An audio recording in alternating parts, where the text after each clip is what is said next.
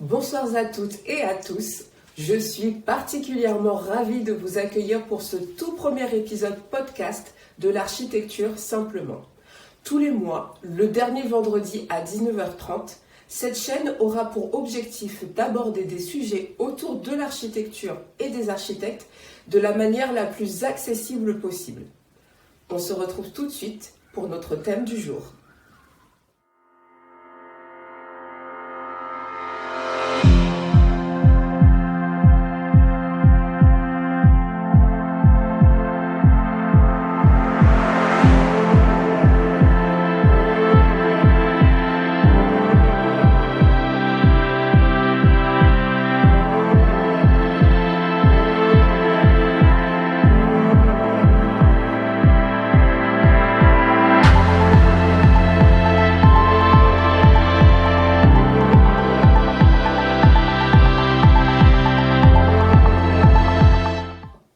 Encore bienvenue pour ce premier numéro de l'architecture simplement. Je m'appelle Diziati Pimbi et je suis architecte et ingénieur travaux. Restez bien jusqu'au bout car nous profiterons de cette diffusion en live pour avoir un temps de questions-réponses après le déroulé de notre thème. N'hésitez pas également à partager autour de vous ce live parce que la session de questions-réponses justement ne sera pas rediffusée en replay. Mais avant de rentrer dans le vif du sujet, je vous partage mon parcours. Je suis donc architecte et ingénieur travaux et j'ai près de 13 ans d'expérience dans le domaine de l'architecture et de la construction.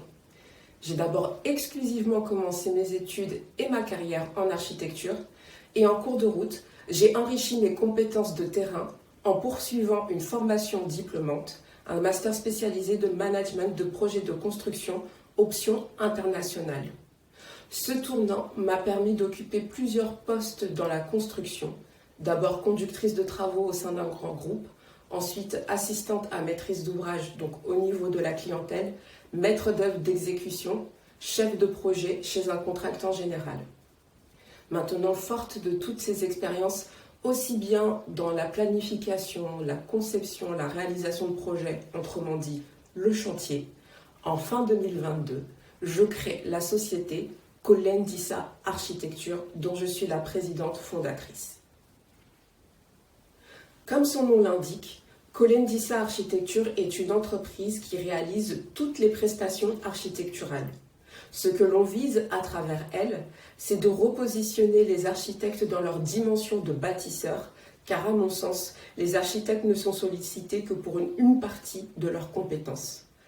Et au niveau de la clientèle, nous aspirons à travers tout type de projet de construction de mettre à profit notre savoir-faire et accompagner sur mesure les personnes qui sont conscientes d'avoir une mission de vie et qui souhaitent l'accomplir. C'est donc à travers Kolendisa Architecture que la chaîne L'architecture simplement a été créée.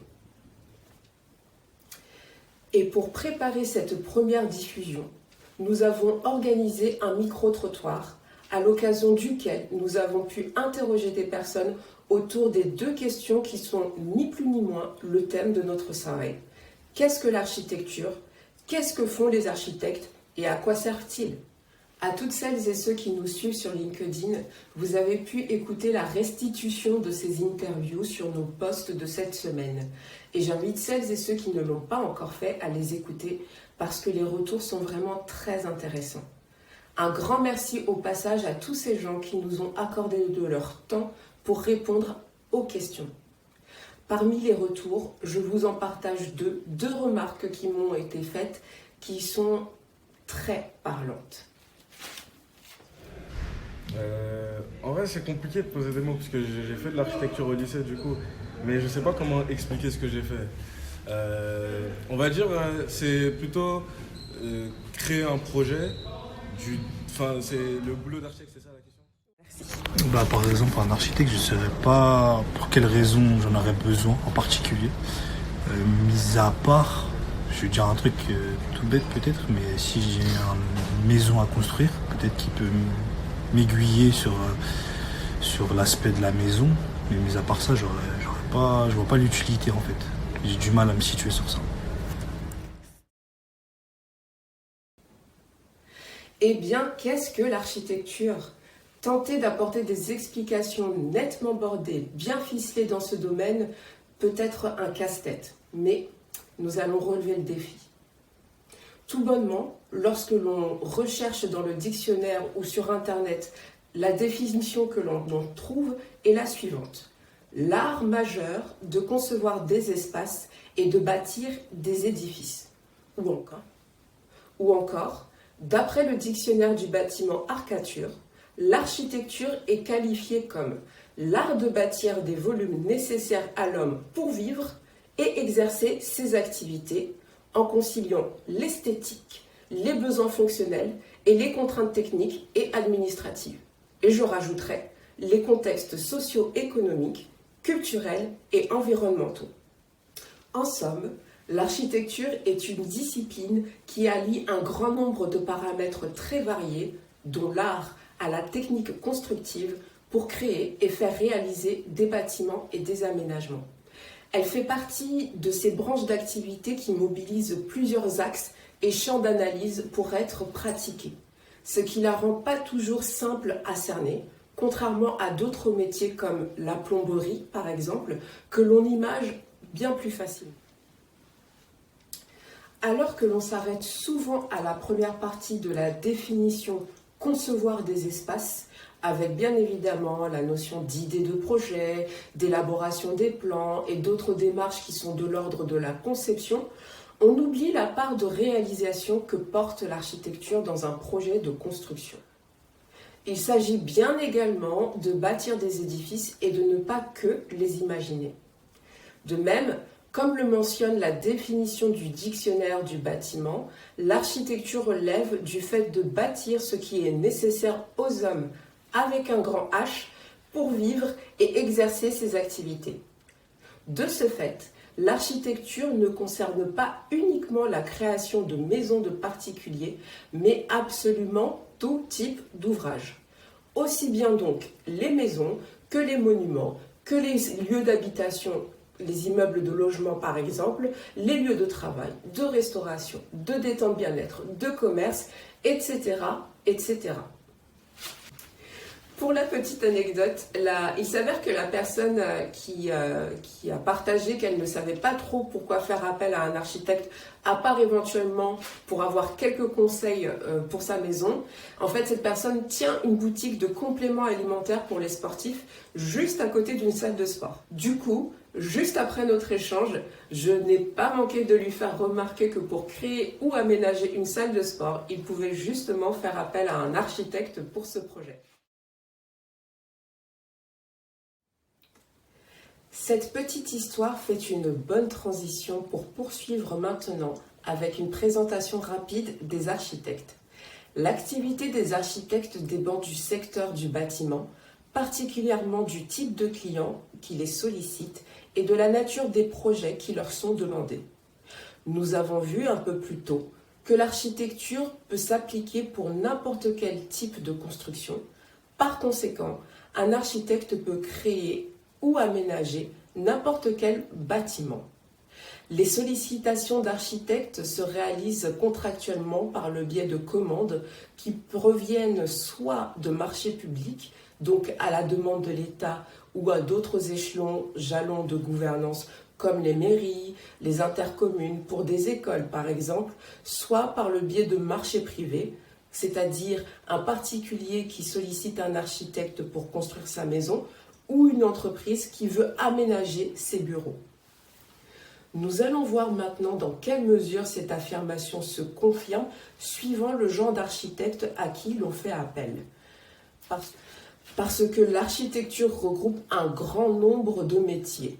Les professionnels les plus connus sont les architectes maîtres d'œuvre, aussi appelés architectes en bâtiment, les architectes d'intérieur, et si on les comprend aussi, suivant les avis, il y a les urbanistes qui sont au niveau de l'aménagement des territoires, les villes, les routes, les transports, les paysagistes qui, eux, interviennent dans l'aménagement des espaces extérieurs, aussi appelés organisation des espaces paysagers.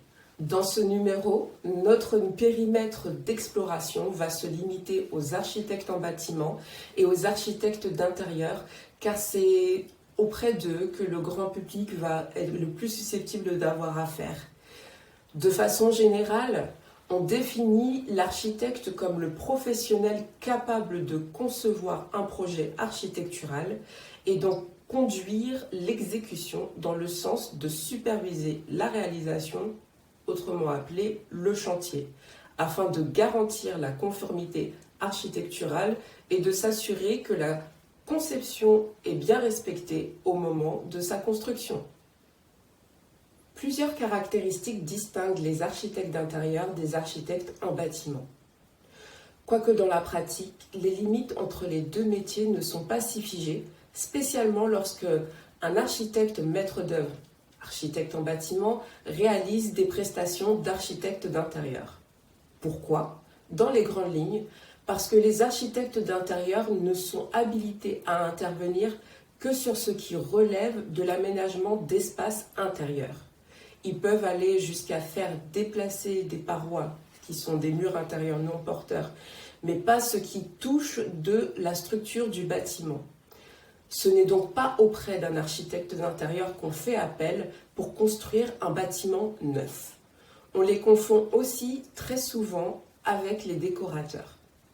Le champ d'intervention des architectes d'intérieur se limite à l'organisation interne des espaces, là où celui des architectes en bâtiment recouvre aussi bien les aménagements intérieurs, donc le même champ que les architectes d'intérieur, que l'intégralité des bâtiments, compris la structure des édifices, que ce soit en construction neuve ou en rénovation, car ils y sont habilités.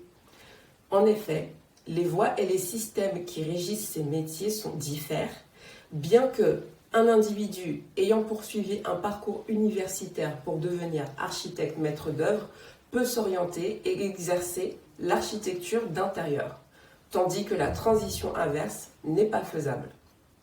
Parce que les architectes en bâtiment sont régis par un système ordinal, comme les médecins ou les experts comptables, appelé l'ordre des architectes, rendant obligatoire la poursuite d'un cursus académique et l'obtention de diplômes et d'habilitation bien définis pour pouvoir in fine s'y inscrire et avoir l'autorisation d'exercer en tant que maître d'œuvre architectural apte à intervenir sur tout ce qui relève de la construction sous toutes ses formes.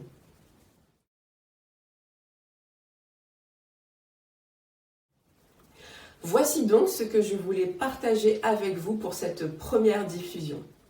Si cette présentation de l'architecture et des architectes vous a plu, je vous invite à liker et à commenter cette vidéo. Il y a aussi un questionnaire de satisfaction dont je vous communique le lien, qui vous prend moins de 2 minutes et que vous pouvez remplir dès à présent. Je vous dis un grand merci de m'avoir écouté. Notre soirée n'est cependant pas terminée. Comme annoncé au début de cet épisode, nous allons nous retrouver tout de suite pour un temps de questions-réponses.